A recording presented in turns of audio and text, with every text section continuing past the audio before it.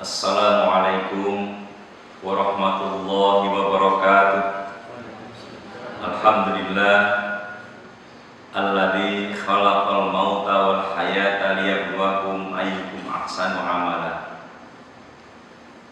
Asyhadu an la ilaha illallah wahdahu la syarika lah wa asyhadu anna Muhammadan abduhu wa rasuluh. Allahumma shalli wa sallim wa barik ala Muhammadin wa ala alihi wa ashabihi wa man tabi'ahum bi ihsanin ila yaumiddin wa ba'd. Kaum muslimin rahimakumullah, mengawali kajian kita pada kesempatan kali ini setelah saya menyampaikan puji-pujian kepada Allah, bersolawat kepada Rasulullah sallallahu alaihi wasallam, perkenankan saya akan menyampaikan beberapa hal yang berkaitan dengan firman Allah untuk menyanggah atau menantang kepada orang-orang kafir, kepada orang-orang yang tidak mau mengimani kepada Al-Quran dan diutusnya Rasulullah sallallahu alaihi wasallam. Kalau kita perhatikan di dalam Al-Quran, surah Al-Baqarah awal, Allah sudah menyatakan dengan kalimat tegas, lugas, di mana Dia berfirman, "Dzalikal kitabu la raiba fihi." Dzalikal kitabu la raiba fihi. Alkitab atau Al-Quran ini tidak ada keraguan di dalamnya. Kenapa? Karena dia adalah berfungsi untuk memberikan petunjuk. Jadi Al-Quran sebagai petunjuk. Ayat berikutnya disebutkan, atau kalimat berikutnya disebutkan, hudal lil muttaqin. Jadi dzalikal kitabu la raiba fihi hudal lil muttaqin. Ini satu kalimat yang sangat-sangat indah yang menunjukkan bahwa Allah Maha Sempurna. Allah Maha Kuasa, Allah Maha Bijaksana. Kekuasaan, kesempurnaan dan kebijaksanaan Allah mutlak. Maaf kaum muslimin, kalimat la raiba fihi menunjukkan bahwa Al-Quran yang diturunkan oleh Allah itu tidak ada kalimat, tidak ada isi yang membuat orang ragu kalau dia itu benar-benar menghayati petunjuk-petunjuk. Kenapa? Nah, sekarang kita berikan ilustrasi. Ada yang dulu di SMA pernah menyusun karya tulis. Pernah menyusun karya tulis? Ketika menyusun karya tulis, apa yang Anda sampaikan pertama kali dalam tulisan itu? Apa kira-kira? Pasti akan menyampaikan dalam kata pengantar, setelah puji-pujian, kemudian ini karya tulis orang Indonesia. Setelah puji-pujian, kemudian menyampaikan apa yang jadi pembahasan, kemudian menyampaikan rasa terima kasih kepada siapa yang menjadi pendukung atau yang memberikan nasihat, yang membimbing dan sebagainya. Tapi coba perhatikan kalimat terakhir sebelum mengakhiri kata pengantar, dimunculkan satu ungkapan bahwa karya tulis ini masih jauh dari sempurna. Menyusun karya tulis menyatakan belum sempurna.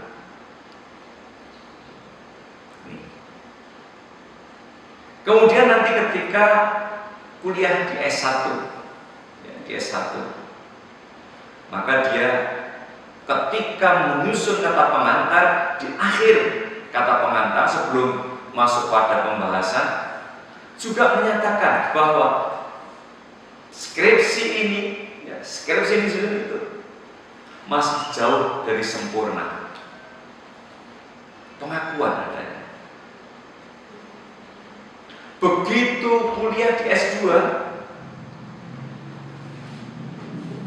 si penulis tetap menyatakan dalam tesisnya, menyatakan dalam kata pengantar dan ungkapan yang mungkin lebih indah dengan kata-kata mutiara, tiada gadai yang tak retak.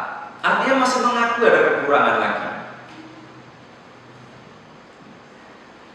Ketika melanjutkan kuliah di S3, menyusun disertasi, sebuah karya besar, tetapi pada kata pengantar pasti akan mengatakan bahwa apa yang menjadi hasil karya si penyusun tadi masih ada kekurangannya. Berbeda dengan Allah. Allah menyatakan di dalam Al-Quran, dari surah Al-Fatihah sampai kepada surah An-Nas yang terdiri 114 surah itu, yang terdiri dari 30 juz itu, Allah mengawali dengan kalimat Alif Lam Mim Dzalikal Kitabu La Raiba Fihi.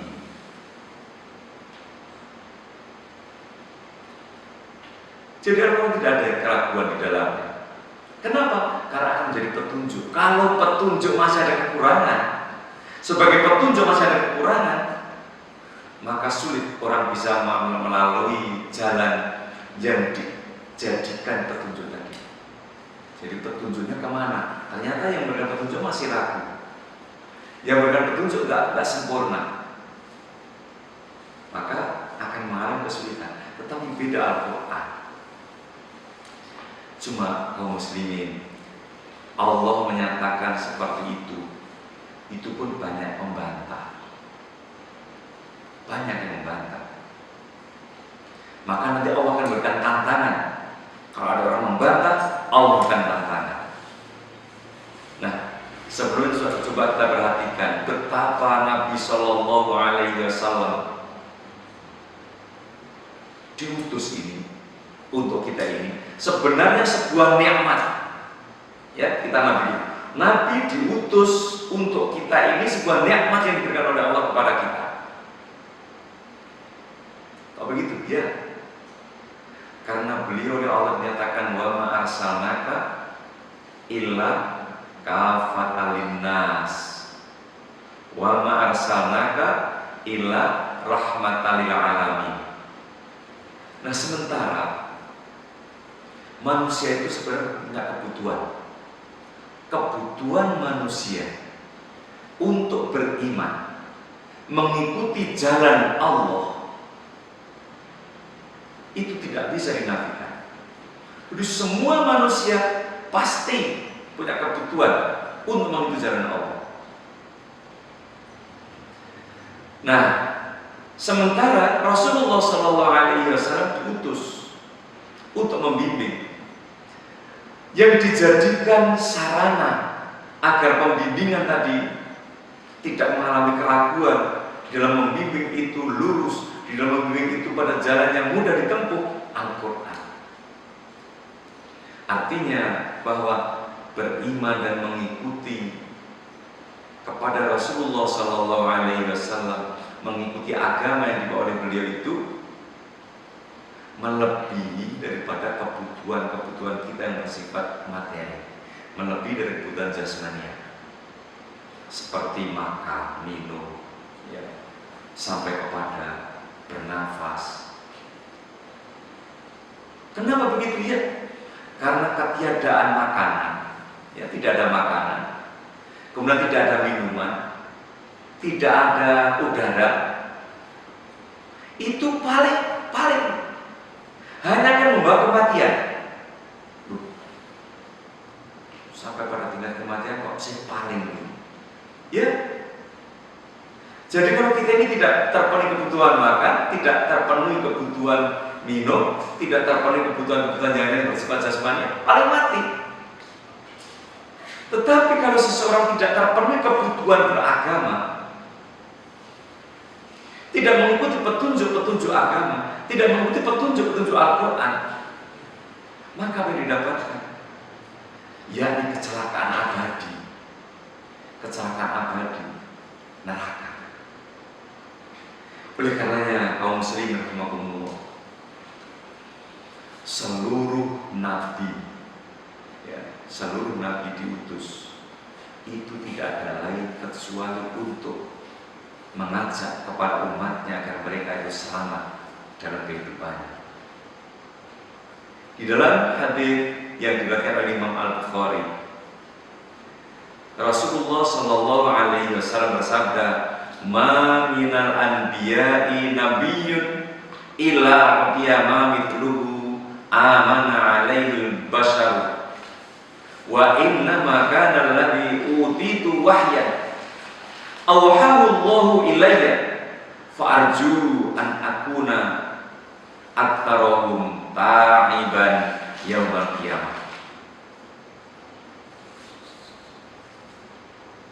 Dari Abu Hurairah, dia berkata bahwa Nabi Shallallahu Alaihi Wasallam bersabda, tidak ada satu nabi pun dari semua nabi-nabi kecuali telah diberi satu atau tanda kebenaran atau mukjizat. Nah, ini Al-Quran tadi. Salah satu dari nanti kita bicara mukjizat Al-Quran itu, yang menyebabkan manusia beriman kepadanya. Dan yang telah diberikan kepadaku adalah wahyu yang Allah wahyukan kepadaku. Maka aku berharap menjadi nabi yang paling banyak pengikutnya pada hari kiamat.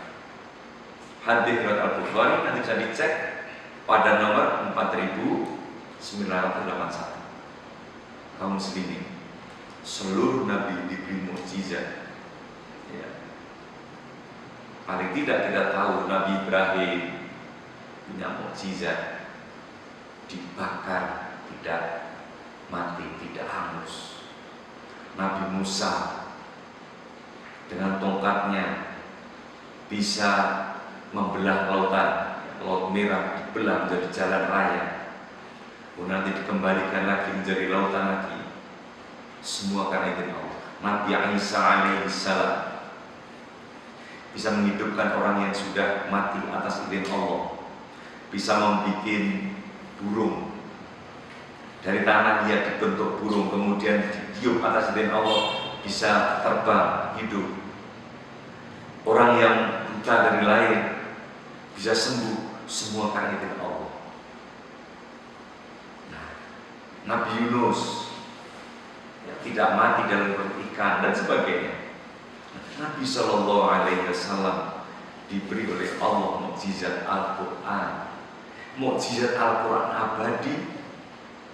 Meskipun beliau telah wafat, kita masih bisa mendapatkan pelajaran dari mukjizat itu. Allah dalam Al-Quran berfirman, wa idza tutla alaihim ayatuna qalu qad sami'na law nasya'u laqulna mithla hadza in hadza illa asatirul awwalin. Nanti bisa dilihat di surah Al-Anfal ayat yang ke-31.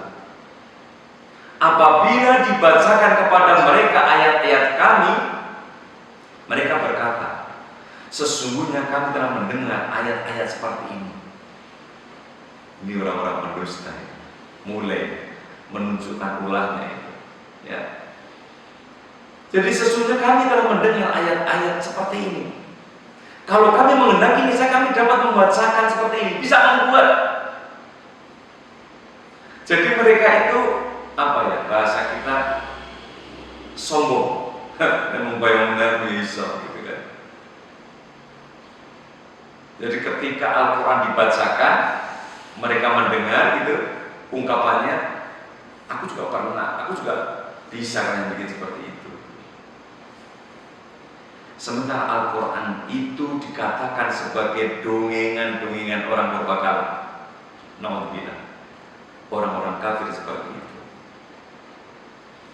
Nah, kaum muslimin, banyak di antara pemimpin-pemimpin, kemudian para ahli sastra Arab waktu itu, mereka mencoba meniru menandingi Al-Quran, Bahkan ada yang mengklaim dirinya nabi, ada namanya Musailamah. Ya. Nanti terkenal dengan nama Musailamah Al-Kadzab. Kemudian ada Tulaihah. Kemudian ada namanya Habalah bin Ka'ab. Dan masih banyak lagi. Mereka yang mencoba bikin syair, kemudian nanti dikatakan ini wahyu dari Tuhan, wahyu dari Allah, kemudian berani menyatakan saya juga nabi. Akan tetapi mereka semua mengalami kegagalan, bahkan mendapat cemoohan dari kaumnya sendiri. Contoh kita lihat, ini Musailamah Al-Kadzab. Musailamah Al-Kadzab itu yang dianggapnya sebagai orang yang sangat-sangat cerdas gitu, itu membuat ayat-ayat seperti Al-Quran maunya. Gimana bunyinya? Ya Difda'u binta Difda'aini Nabi ma taniqin a'laki fil ma'i wa asfalaki fitin. Jadi tampaknya apa, kalau bahasa Jawa guru lagu ini lumayan ya. Ya Difda'u binta